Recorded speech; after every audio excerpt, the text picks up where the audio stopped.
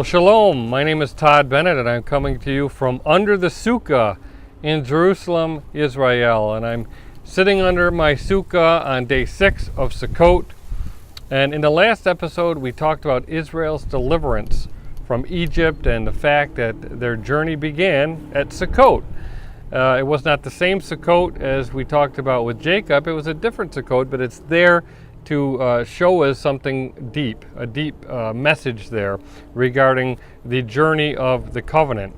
Now, one important item that we didn't mention was the issue of Joseph's bones. Now, remember that Joseph was the conduit for Yisrael's sojourn in Egypt. Joseph was given great favor and status, including the rights of the firstborn, and that was the reason for the famous coat of many colors given to him by his father. It was actually a royal robe. Now we know that there was strife between Joseph and his brothers because of this royal robe and because of this status, and as a result they sold him into slavery. Later, when his family was reunited with him in Egypt, Jacob did an amazing thing. He actually adopted Joseph's two sons, Ephraim and Manasseh. And we read about that in Genesis 48, beginning at 3. It says, "Then Jacob said to Joseph, El Shaddai appeared to me at Luz, in the land of Canaan, and blessed me, and said to me, Behold, I will make you fruitful and multiply you, and I will make of you a multitude of people, and give this land to your descendants after you as an everlasting possession. And now your two sons, Ephraim and Manasseh, who were born to you in the land of Egypt before I came to you in Egypt, are mine. As Reuben and Shimon, they shall be mine. Your offspring, whom you beget after them, shall be yours. They will be called by the name of their brothers in their inheritance." So Jacob refers back to the promise given to him at Luz, which he renamed Bethel. He was specifically referring to the promise given to him after his journey from Succot to Shechem. Now remember that Reuben and Shimon were the first and second born of Jacob, but they lost their status, and now Joseph's children would be first and second of all the sons of Yisrael. And it was Joseph's second who would be deemed the firstborn. And we read about that in Genesis 48:17. It says, "Now when Joseph saw that his father laid his right hand on the head of Ephraim, it displeased him. So he took hold of his father's hand to remove it from Ephraim's head to Manasseh's head. And Joseph said to his father, Not so, my father, for this one is the firstborn. Put your right hand on his head. But his father refused and said, I know, my son, I know. He also shall become a people, and he also shall be great. But truly his younger brother shall be greater than he, and his descendants shall become a multitude of nations." Now Ephraim would become a multitude of nations. That's Male ha-goyim in Hebrew. It means the fullness of the nations, or the fullness of the Gentiles. And of course, Ephraim means fruitful. And it would be through Ephraim that Yahweh's plan for the nations would be fulfilled. And of course, that was the original promise given to Abram that we read about in Genesis 12:3, which says, "And in you all the families of the earth shall be blessed." So as the promised period of affliction was complete and the journey out of Egypt began, we read that Moses led the children of Israel out of bondage along with a mixed multitude of peoples. He also took the bones of Joseph with him. And we read about that in Exodus 13:19. "And Moshe took the bones of Joseph with him, for he had placed the children of Israel under solemn oath, saying, Elohim will surely visit you, and you shall carry up my bones from here with you." Now some traditions hold that the bones of Joseph actually included those of Ephraim and Manasseh, since they essentially stepped into Joseph's position as tribal leaders, and Ephraim was actually imbued with the status of the firstborn. So the bones of Joseph ended up traveling the covenant path from Ramses to Succot, then to Sinai, and through the wilderness until they finally settled at Shechem. Now remember that Shechem means between the shoulders, and it's located in a valley between the shoulders of two mountains, Mount Gerizim and Mount Ebal. And here the covenant was renewed under Joshua, whose name was Yeshua, the same as the Messiah, because there were patterns established here that would be fulfilled to the Messiah. And we read about that renewal in Joshua 8:30, among other texts. It says, "Now Joshua built an altar to Yahuwah Elohim of Yisrael on Mount Ebal, as Moshe, the servant of Yahuwah, had commanded the children of Yisrael. As it is written in the scroll of the Torah of Moshe, an altar of whole stones, over which no man has wielded an iron tool. And they offered on it burnt offerings to Yahuwah and sacrificed peace offerings. And there, in the presence of the children of Yisrael, he wrote on the stones a copy of the Torah of Moshe, which he had written. Then all Yisrael, with their elders and officers and judges, stood on either side of the ark before the priests, the Levites, who bore the ark of the covenant of Yahuwah, the stranger as well as he who was born among them.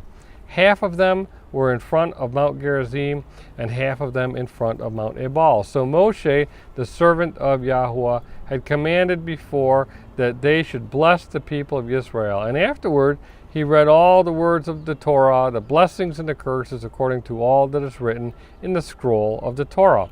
There was not a word of all that Moshe had commanded which Joshua did not read before all the assembly of Israel, with the women, the little ones, and the strangers who were living among them. Notice the stranger emphasized a couple times in this text. It's the ger. And it didn't matter if you were born into the covenant or not. The stranger was always able to join into the covenant. Now remember that this is the place where Jacob's family deceived and killed people who desired to join them. Their actions were not appropriate, and it was a direct result of their involvement in idolatry. They had taken their eyes off Yahuwah and involved themselves in the foreign gods of the Canaanites. And that's why Joshua specifically commanded in Joshua 24:23, "Now therefore," he said, "put away the foreign gods which are among you, and incline your heart to Yahuwah Elohim of Yisrael." And Joseph's bones were placed here because this is where Jacob had bought land. And we read about that in Joshua 24:32. It says, "The bones of Joseph, which the children of Israel had brought up out of Egypt, they buried at Shechem, in the plot of ground which Jacob had bought from the sons of Hamor, the father of Shechem, for 100 pieces of silver, and which had become an inheritance of the children of Joseph." Because Joseph had the status of firstborn, he was the rightful heir of what Jacob had purchased, and this has great prophetic implications.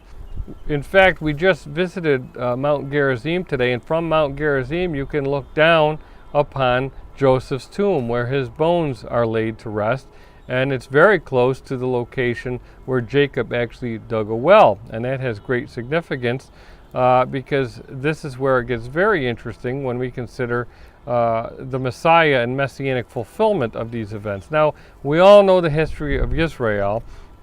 The tribes were united under King David, but ultimately they were divided after his son Solomon died because of the horrendous sins that Solomon was involved with. So after the death of Solomon, Israel was divided into two kingdoms, two houses. The northern tribes, known as the house of Yisrael, and the southern tribes, known as the house of Yehudah. Now we know that Joseph, through Ephraim, was the head of the house of Yisrael. The house of Yisrael was exiled and divorced because they had committed idolatry. They had built golden calves, and they had offered up sacrifices to the golden calf at Bethel, of all places. And so because they were exiled and divorced, it requires a marriage to get them back into a covenant relationship. And this is what the Messiah has planned. He said that he came for the lost sheep of the house of Yisrael. And that's specifically why he revealed himself as the Messiah to the adulterous woman at the well in Shechem that we read about in John 4. Starting at 5, it says, "So he came to a city of Samaria, which is called Sychar, and that is Shechem, near the plot of ground that Jacob gave to his son Joseph.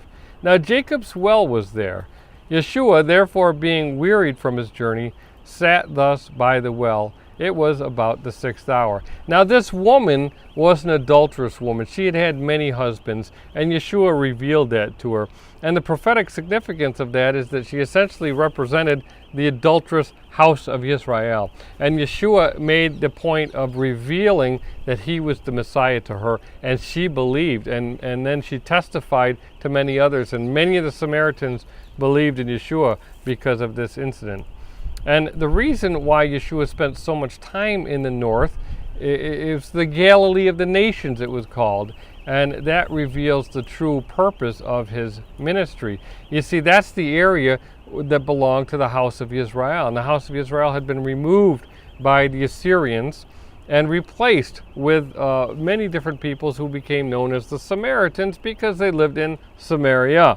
Now, he came to that region and he ministered in that region because he came for the lost sheep of the house of Israel. He came as the Word in the flesh. According to John 1:14, we read, "And the Word became flesh and dwelt among us, and we beheld his glory, the glory as of the only begotten of the Father, full of grace and truth." Now, when it talks about dwelling among us, you could actually translate as he tabernacled amongst us, or he succot with us. And so Yeshua actually came and succot in a sukkah of flesh and dwelt among us, who are also in these temporary bodies, these temporary sukkahs, until we die. So Yeshua basically is showing that he would regather the house of Israel, and by doing so, he would also gather the nations into the kingdom of Elohim. This will be the fulfillment of Succot when the nations pour into Jerusalem when the Messiah returns and reigns. So this is the background and the foundation for a future gathering and an ingathering culminating at Succot. My name is Todd Bennett from under the Succa in Jerusalem. Shalom.